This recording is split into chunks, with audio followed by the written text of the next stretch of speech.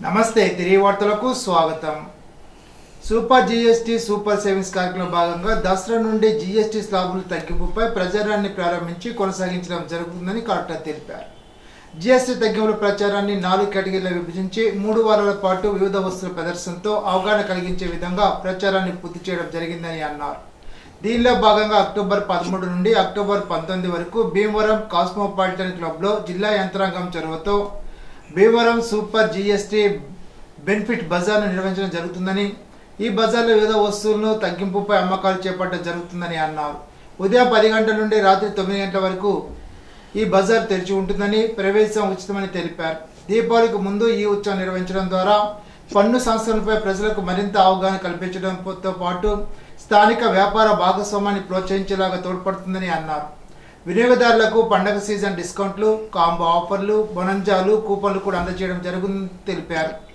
ఇది దీపావళికి ముందు ఏర్పాటు చేయడం వల్ల స్థానిక వాణిజ్యం వ్యవస్థాపక వినియోగదారులకు లాభాలు పెంచడానికి దోహదపడుతుందని అన్నారు। జిల్లాలో తయారు చేయబడిన ఉత్పత్తులు, ఎంఎస్ఎంఈ ఆవిష్కరణలు, స్టార్టప్లు ప్రదర్శించడంతో పాటు రిటైర్లు, తయారీదారులకు ప్రోత్సాహంగా ఉంటుందని అన్నారు। Make in India, vocal for లోకల్తో అనుసరించబడిన లోకల్ను కొనండి, స్థానికంగా నిర్మించండి అనే స్ఫూర్తిని ప్రోత్సహించడానికి దోహదపడుతుందని తెలిపారు।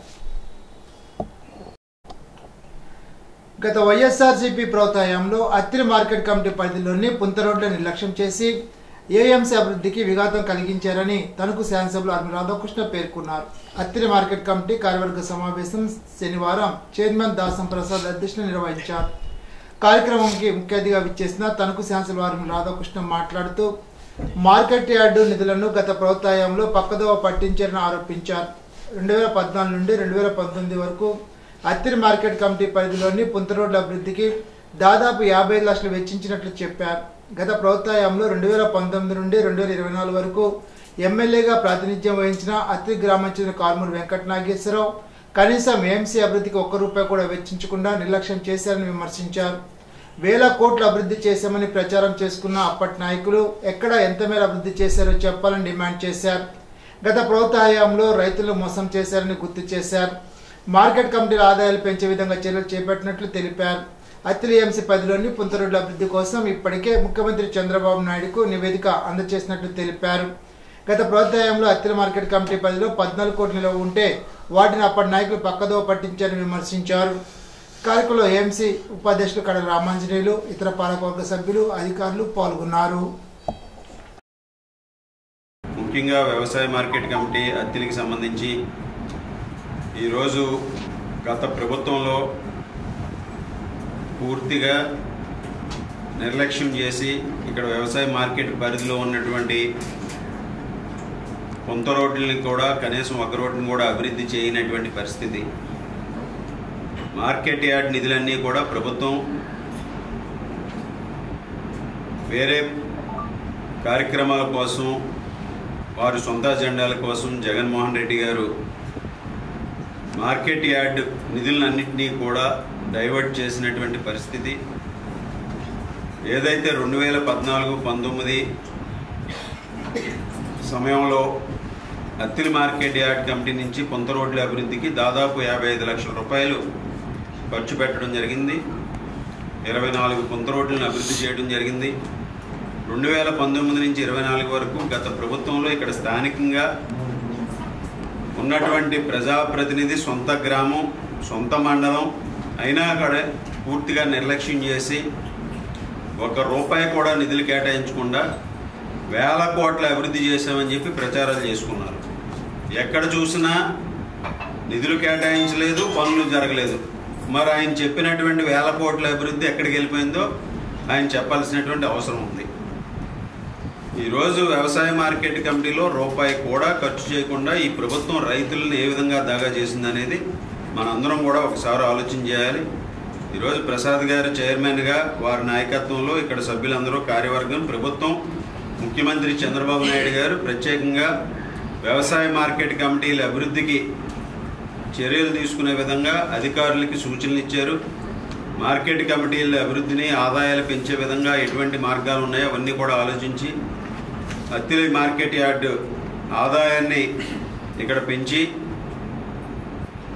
అన్ని కార్యక్రమాలని కూడా చేయడానికి ఈరోజు మేము ముందుకు వెళ్తామని సందర్భంగా తెలియజేసుకుంటూ, అదేవిధంగా అత్తిలి మండలం, అదేవిధంగా ఇరగవరం మండలంలో 4 గ్రామాలు ఈ మార్కెట్ యార్డ్ కమిటీ కింద నోటిఫై ఉన్నటువంటి పరిస్థితి. ఈ గ్రామాల పరిధిలో ఉన్నటువంటి కొంత రోడ్లన్నింటినీ కూడా రాబోయే సంవత్సరాల్లో అభివృద్ధి చేస్తామని సందర్భంగా తెలియజేసుకుంటూ, ముఖ్యమంత్రి గారికి దానికి సంబంధించి నివేదికను కూడా సమర్పించడం జరిగింది.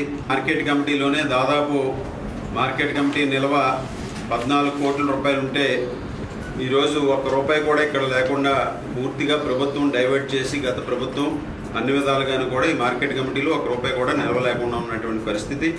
మరలా ప్రభుత్వాన్ని కోరాం, కొంత రోడ్ల అభివృద్ధికి, ఇతర అభివృద్ధి కార్యక్రమాలకి నిధుల్ని విడుదల చేయమని. ఈరోజు వాటి అన్నింటినీ కూడా మరలా తీసుకువచ్చి ఈ మార్కెట్ కమిటీ యార్డ్ పరిధిలో ఉన్నటువంటి అన్ని సమస్యల్ని పరిష్కరించడంతో పాటుగా మన అత్తిలి వ్యవసాయ మార్కెట్ కమిటీ యార్డ్ దాదాపు 7.5 ఎకరాల్లో ఉంది. 7.5 ఎకరాల్లో ఉన్నటువంటి ఈ మార్కెట్ యార్డ్ని కూడా ఏ విధంగా సద్వినియోగం చేసుకోవాలి, మార్కెట్ యార్డ్కి ఏ విధంగా ఆదాయాన్ని పెంచాలి అనేది కూడా పరిశీలన చేసి ఇక్కడ అభివృద్ధి కార్యక్రమాలు, మౌలిక సదుపాయాలు కల్పించి రైతులతో పాటుగా ట్రేడర్స్ ఎవరైతే ఉన్నారో వారందరికీ కూడా ముఖ్యంగా ఇక్కడ మరిన్ని సౌకర్యాలు పెంపొందించి దాని ద్వారా వారికి అన్ని కార్యక్రమాలు నిర్వహించే విధంగా కూడా చర్యలు తీసుకుంటామని ఈ సందర్భంగా తెలియజేసుకుంటూ, ఈ మండలంలో 18 గ్రామాలకి మనం రైతులకి ఎంతవరకు సహాయపడగలుగుతాం, వాళ్ళకి ఎవరికి ఇబ్బందులు ఉన్నాయి, దానిని తోలుకోవడానికి గట్ట డబ్బులు అస్తవ్యస్తంగా ఉన్నాయి, అసలు సరిగ్గా ఏ కూడా సరిగ్గా లేవు. మీరు రైతులందరికీ సహకరించి అలాగే మన ఎమ్మెల్యే గారి ద్వారా ఈ యొక్క కార్యక్రమాన్ని మనం సాధించుకోవడం జరుగుతుంది. అలాగే మీ 18 గ్రామాల్లో ఉన్న మెంబర్స్ అందరూ కూడా, అంటే అందరికీ జరుగుండవచ్చు, కొన్ని గ్రామాలు లేని గ్రామాలు కూడా కొంత గ్రామాన్ని అడాప్ట్ చేసుకుని వాళ్ళకి ఏదైనా సంస్కరణ ఎక్కడ చూసుకుని ఖచ్చితంగా మనం రైతులకు ఎలా ఉపయోగపడుతుంది రోడ్డు అన్నదే డేటా సేకరించి మీరంతా ఒక ఫైల్ తయారు చేసి ఇస్తే మనం మన నాయకుడు ఆర్మీ రాధాకృష్ణ గారి ద్వారా మనం రైతులకి ఉపయోగపడేలాగా చర్యలు తీసుకుంటున్నాం. అలాగే ఈ కొంత రోడ్లన్నీ ఎప్పుడు కూడా చాలా మంది మా అవతల దగ్గర కానీ దీన్ని సీట్ సాధించారు కానీ ఎవరు కూడా సక్రమంగా నిర్వర్తించలేదు. మన మెంబర్స్ అందరం కూడా మన నాయకులు ఆర్మీ రాధాకృష్ణ గారిని దృష్టికి తీసుకెళ్ళి మన గ్రామాల్లో రైతులందరికీ కూడా మనం సహకారం అందించేలాగా మనం కృషి చేద్దాం. ఏపీఎస్ఆర్టీసీ తణుకు డిపోలో యాజమాన్య వారు కొత్తగా పెట్టిన హార్డ్ డ్యూటీ రెస్టాపులపై జి రామారావు డ్రైవర్ అక్రమ సస్పెన్షన్ పైన వివిధ సమస్యలపైన గత 2 రోజులుగా national Mazdoor union association Tanuku డిపోలో రెడ్ బ్యాడ్జీ నిరసన కార్యక్రమాన్ని చేసి 2 రోజుల గేట్ మీటింగ్ ధర్నా కార్యక్రమంలో భాగంగా శనివారం ఎన్ఎంయుఏ అసోసియేషన్ సభ్యులు పెద్ద సంఖ్యలో నిరసన ధర్నా కార్యక్రమాన్ని నిర్వహించారు. కార్యక్రమంలో డిపో నాయకులు, సభ్యులు, secretary BVN Subbarao, president KS Babu, treasurer S Venkatrao, L Nageswararao, Durgaprasad, Raju, Jagapathi, Rapaka Srinu, association సభ్యులు పాల్గొన్నారు. నేషనల్ మజ్దూర్ యూనిట్ అసోసియేషన్ ఏదైతే స్త్రీ శక్తి పథకం ప్రవేశపెట్టక ముందే మాకు ఇచ్చినటువంటి రెస్టాప్ డ్యూటీల మీద అభ్యంతరాలు తెలియజేయడం జరిగింది. ఆగస్టు 15 రోజుల ముందు, అంటే 2-3 తారీఖులో మేము నోటీస్ ఇవ్వడం జరిగింది. ఆ నోటీసు అప్పుడు 10వ తారీఖున క్యాకేసి మాట్లాడగా ఒక 15 రోజులు చూడండి, మేము మాట్లాడతాం, దాన్ని బట్టి చూసి ఒక అవగాహన వస్తుంది కాబట్టి ఆ అవగాహన బట్టి మార్పులు చేర్పులు చేసుకుందామని చెప్పడం ద్వారా మేము వాళ్ళ డ్యూటీలకు ఒప్పుకోవడం జరిగింది.